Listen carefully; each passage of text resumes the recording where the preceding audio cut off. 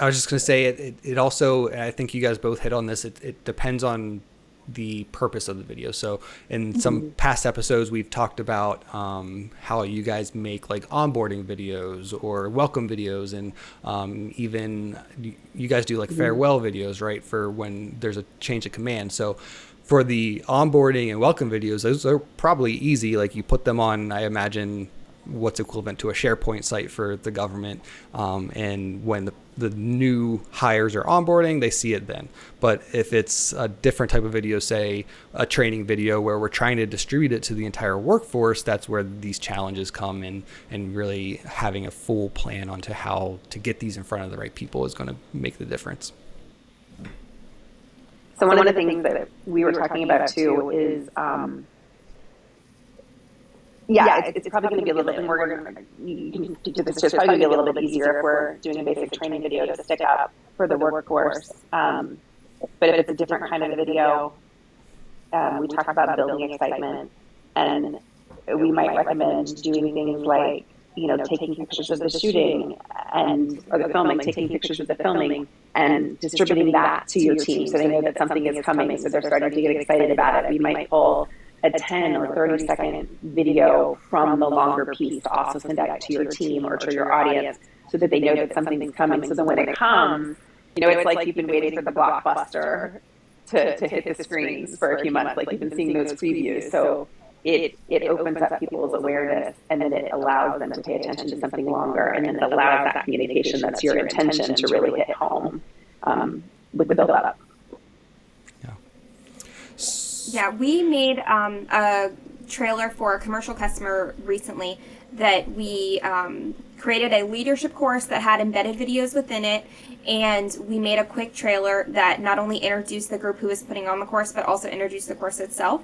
And that trailer circulated for several months ahead of the training's release, and it was designed to build that interest so that people would sign up for that course. It was an hour and a half commitment of time, so people needed to have something to entice them, and that layered approach has worked really well for us in the past. And I think, Andrea, you've worked on a couple of projects where that's been successful too, haven't you? Mm-hmm. Yeah, we talked also in the last episode about the Women in Aviation project for the Patuxent River Naval Air Museum that I worked on. And so we kind of had two elements to that. We did a 6-minute video that's on rotation in the exhibit. And we designed that 6-minute video so that people could kind of walk through and look at the exhibit and catch maybe 30 seconds. Like they could stand there for the whole 6 minutes and it's a full story. But we really wanted it to be something where they could stand there for 30 seconds and also be inspired. And I think we really achieved that, but it's a longer piece. But then we also did 12 videos that were designed for social media that are 1 to 2 minutes tops, and the 2 minutes are long for that format. And they went out for months prior to that exhibit opening so that people knew what was coming and they got a taste of the exhibit. And it was fun for me. I was in the museum and I was buying just a book in the bookstore. And I asked the person that was selling me the book just asked them about the exhibit, and they didn't know who I was or that I worked on it or anything like that. She's like, "Oh, it's been great. It's been one of our best. Like people are coming in just to see that." And it was exciting to hear that the build-up that we did for that exhibit was really paying off, and that people were walking through the doors of the museum to see what we had kind of enticed them and lured them in to see, and then they were liking it. That's awesome.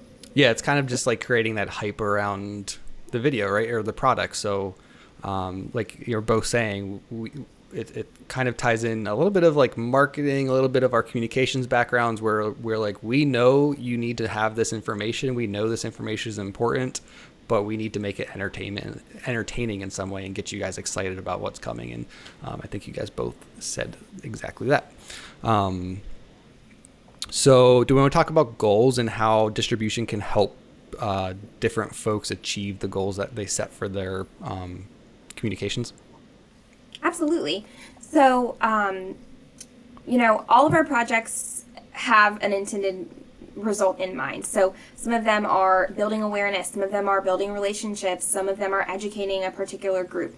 And you can create a fantastic product, but oftentimes our customers need to show a return on investment. They need to be able to quantify with some type of metric, yes, we've achieved our goal and this is how we know that we've done it.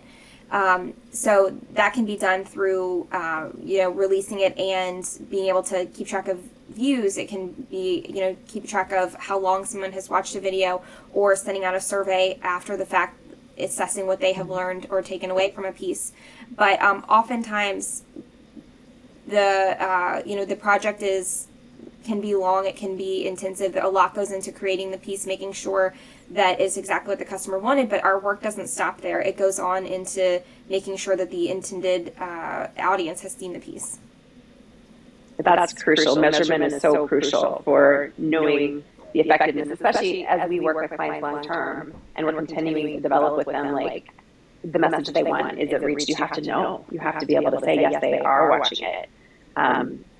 That's a great point. And, one of the things that we noticed with museum videos is that we were measuring views and we were measuring all of that, but we also had people just reach out to us and say, hey, somebody showed this to me at my desk. Somebody shared this with me. And we really wanted to do that word of mouth. We would love to create content that is so exciting that people are excited to share it with the person that's sitting next to them, or share it on their social media accounts as well. Not all the content lends itself to that, but we certainly want to do what we can.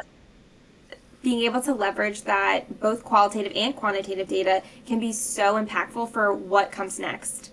It would be great to see a phase 2 of that Women in Aviation video down the line. And many of our products, we always are looking at, okay, how, if this achieved this goal for you, what's your next goal, or what can we help you achieve next? And having that data really helps us inform what the next piece is going to be and how impactful it can be. Yeah. Thank you guys so much for watching the first part of this episode. If you want to learn more about our video production team and specifically the virtual tours that they've produced, you can go to avian.com/virtual tours. That's avian.com/virtual tours.